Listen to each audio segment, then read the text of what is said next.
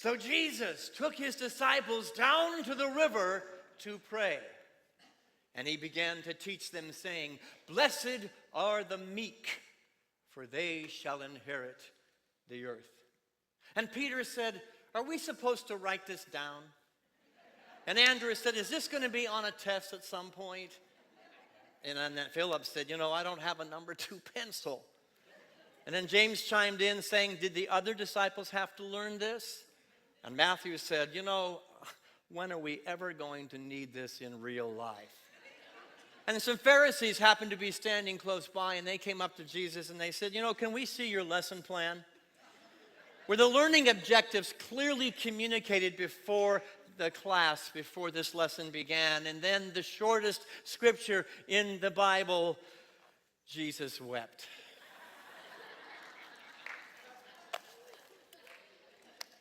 Easter is done. Wasn't that a wonderful service last week? It was good. It was wonderful. So we've gone through the Holy Week that changed the face of the planet. We had a crucifixion, we had a resurrection, and then the world goes, now what? And Jesus is somewhere going, now what? Did they really get me? Did they really hear me? And what might he be saying to the human race today as he looked at what we're experiencing today on the earth? I'm glad that you asked that question.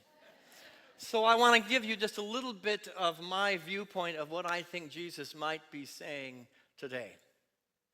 I tried to tell you, from the start I tried to tell you, from the first breath that I took, wrapped in skin and in scandal, in a manger, not a throne. I spoke in stories, very simple ones. Seeds and soil, fish and bread, doors and shepherds. But you wanted louder. You wanted flashier. You wanted a warrior. But I brought you a witness.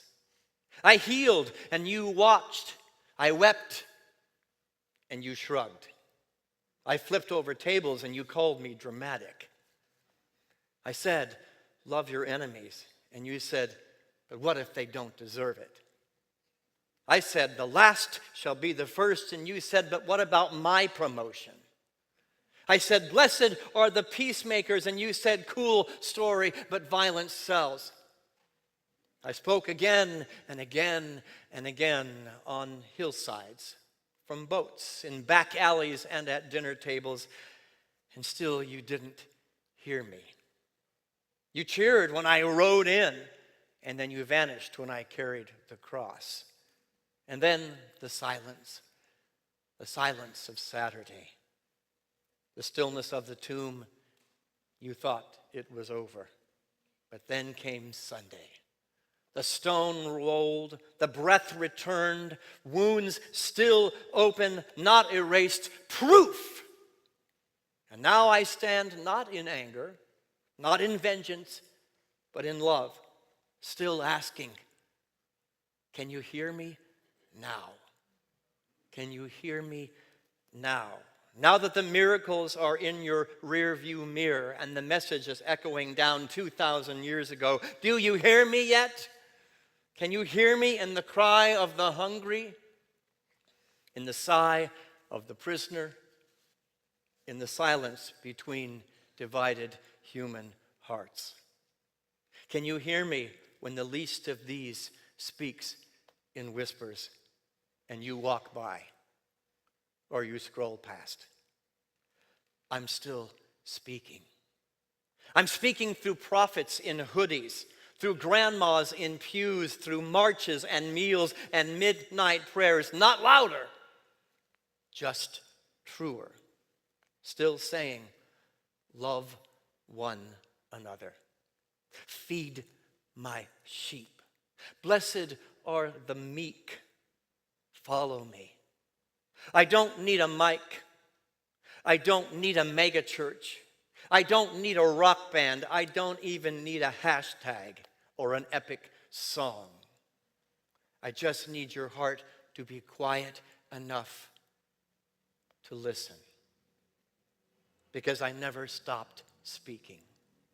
You just stopped leaning in. So I ask you once again, can you hear me now? This week, as I prepared, I had the title long beforehand, but I got a little freaked out in this very room. I was sitting here, and I was going through my notes for the talk, and I was having a particularly bad day. That happens. And I was in a particularly foul mood, and I was complaining and moaning and groaning. Nobody else was here. Nobody could hear me, or so I thought. It was just, when all of a sudden, the screen in the back of this room over there, the confidence monitor, was completely black, completely dark. There was nothing on there. And I'm going on, and all of a sudden, this slide popped up. And I went, oh, I guess I got to practice what I preach. What I'm working on and what I want to say on Sunday, I guess I'd better pay attention. I have no idea. Nobody else was in the room. The screen was dark, and yet that came up. Is that an accident? Or was it a cause for me to pause, to stop, to breathe, to have a little moment of Sabbath and remember the truth? I wasn't listening. I had stopped listening. And it wasn't a big bunch of fireworks or a marching band that came in. It was just a screen gently fading in. Can you hear me now? I don't think it was an accident. The Christ was asking this question way back when. Jesus, the man, was asking this question. Can you hear me now? I've done 1,000 different ways to let my message be heard, to let my heart be known. Can you hear me now? And that question is still being asked today, not through Jesus. Not through Jesus, but through the light, the Christ, the heart and the soul of everybody sitting in this room. Take your hand and place it upon your heart. And hear the gentle words, the still small voice of the one. Can you hear me now? Are you listening? Am I just a convenience store? Or are you paying attention? Jesus had the message, and the message is coming through us today, and it's coming as a cry in the middle of the dark night of the soul. Individually and collectively as a human race. It's a cry in the middle of the night saying, are you listening? Don't forget. Pay attention. As I see the world today and the human race today, I think there's something that connects us all. And as I do a study of individuals and the experiences of those who are walking the journey of earth right now, everybody wants to be heard. Everybody's thirsty and hungry to be heard, to be seen, to be known, to be recognized. How many people would say that that is a call of your soul, to be heard, to be seen, to be recognized, to be known? We share that. We're all, as human beings, walking the planet, needing to be heard, and nobody's listening to you. Because nobody's listening to them. Because nobody's listening to anybody. Take a breath. Let it go.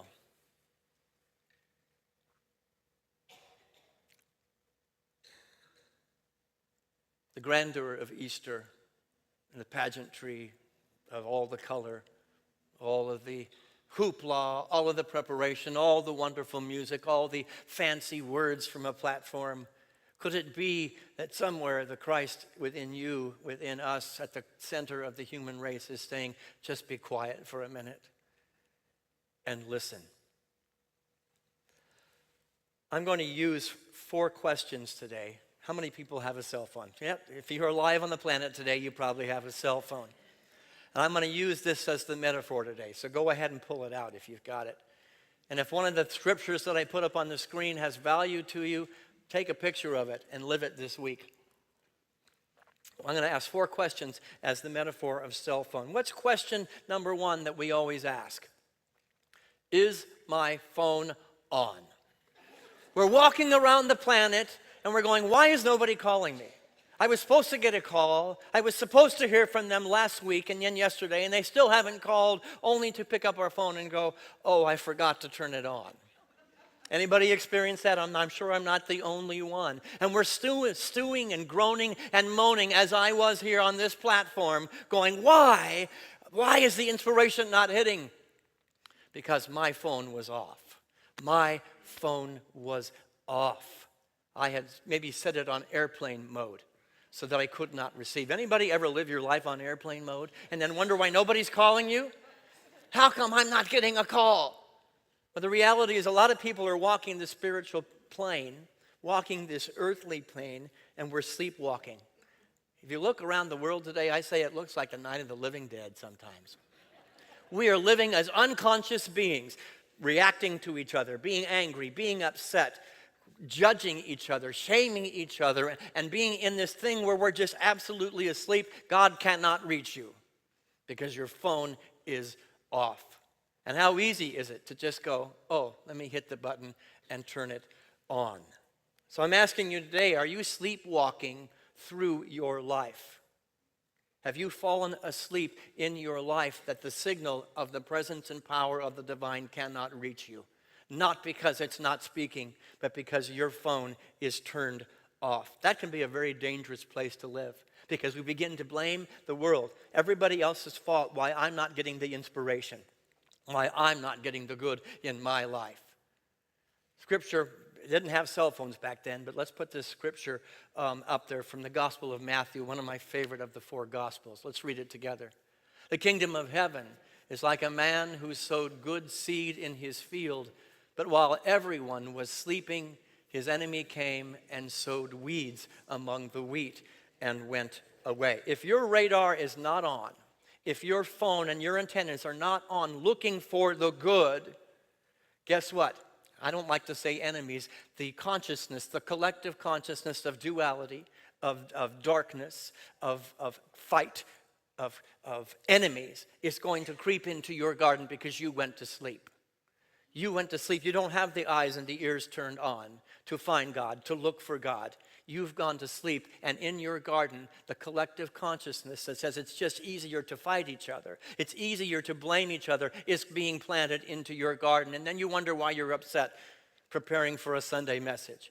You're wondering why you're feeling angry and anxious because people, the collective consciousness is driving the force and not the individual consciousness of the Christ. Jesus, as a man, brought the Christ light, the Buddha nature, whatever you want to call it, brought the love and said, stay awake. Stop sleepwalking. You know, there's an old adage that I want to use here, and that says you can't keep the birds from flying around your head.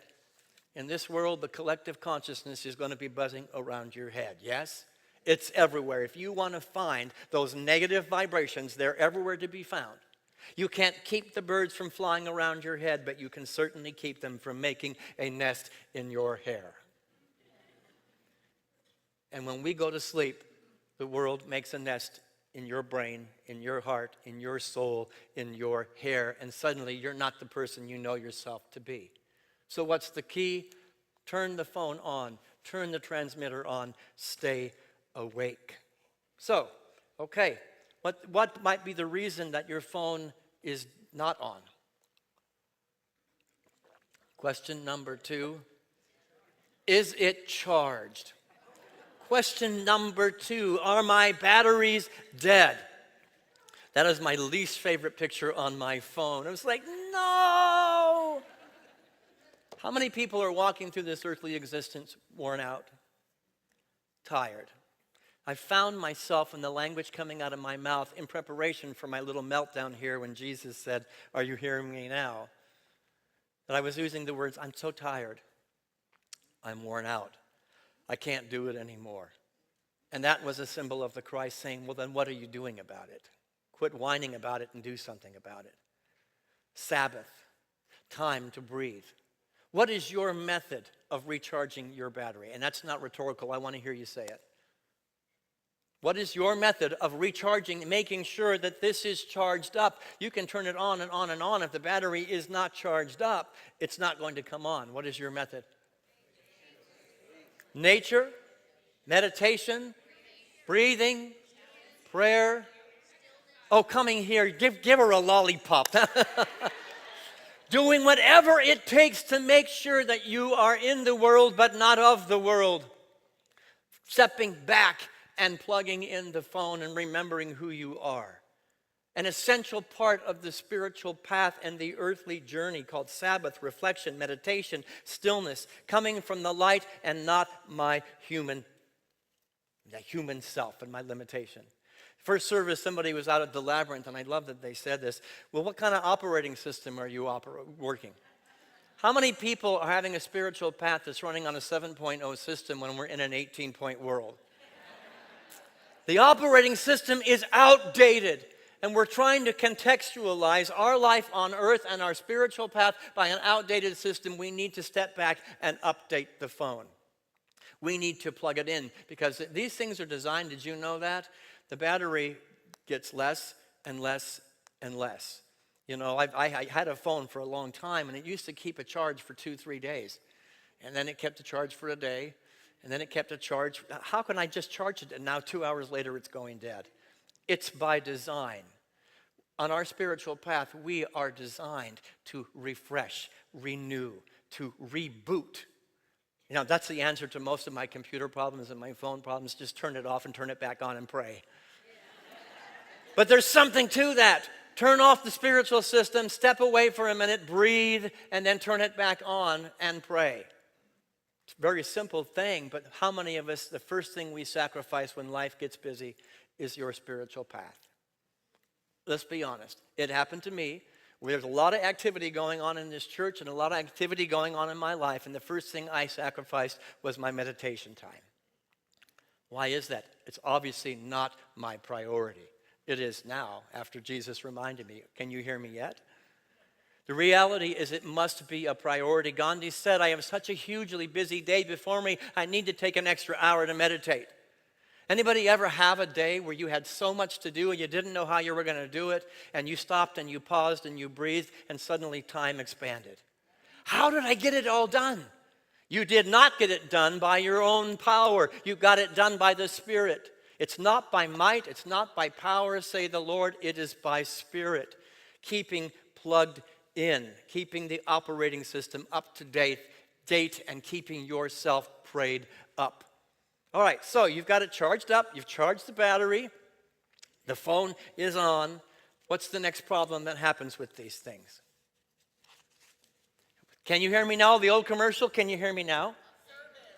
Service. How many people have spotty service? You know, I've trained four or five times different companies because I swear the next company was going to have better service. And in this room, it's really funny to me. You can be on the phone over here and have 4 or 5 bars. You go over there and it's like it's empty. It's the same room. But the reality is we're on the same room, which is planet Earth, and many of us have a spotty service with our spiritual path. We have localized where God can be found. Only in this set of circumstances. I can hear God just fine when everything's working the way I want it. But when there's a little bit of crackle on the line, no, I don't hear God. It's spotty because I have localized where God can be found. This is a deist. The theism is God is only in certain places. God is only in certain religions. God is only in certain experiences. That's the biggest lie ever told to the planet. But guess what? We're playing that even in our evolved state. There are experiences where God isn't here. Anybody ever say that? Where's God in this? It's all over the planet right now. Our faith has been rocked. The faith of the entire planet has been rocked because we have localized where God can be and then say where God is not, which is a house built on sand, which is direct opposite of what we teach in unity. All places at all time. Pantheism. Pantheism. It's all God. All God. This experience, and that one over there, even if I'm not tuning in. I've got to move internally to get it. But it's even more than that. Panentheism, which is, yes, God is immanent, right here. Put your hand on your heart. God is right here, right now. Say it with me. God is right. And God is so much more. Transcendent. Immanent and transcendent all at the same time. If you have missed God, guess who moved? If you're not getting a signal and you have spotty service, guess who moved? What do you do when you don't have a signal? You move. Let me go over here. I was missing it. Well, that movement is an internal movement. You don't have to change your location to find more God. You've got to change your consciousness. You've got to be aware that God is both immanent and transcendent. That's what unity is all about. How many people tend to limit God? Come on, let's just get honest. Have we ever limited God? I'm the only one. You know, I get to have true confessions up here in the middle of the sanctuary saying, Jesus spoke to me and said, "Can you hear me now?" What would life be like if you had a microphone following you everywhere you went? And a microphone inside your head, and every thought that you were holding was following you around and being broadcast on a screen. Guess who? That would be a very dangerous world. But the reality is, guess who moved in that equation? So, we've plugged the battery in, we got a full up battery, the phone is on, we've made sure that we're having an operating system that is up to date, and we're living in the energy of this transcendent universe. Number 4 question, and this is the biggest one. Anybody know what it might be? You ever get a call? Oh, somebody's calling me, God's calling me. I don't recognize that number. And that's not in my phone. Caller ID, no, I'll let that one go. What we're doing is we're waiting for God. God's coming. God's going to come here, and God's going to show up, and it's going to be such a blessing. It's going to be a miracle. I'm going to love it so much. And the universe is going, look over here, Richard. Pay attention. Go away. God's coming.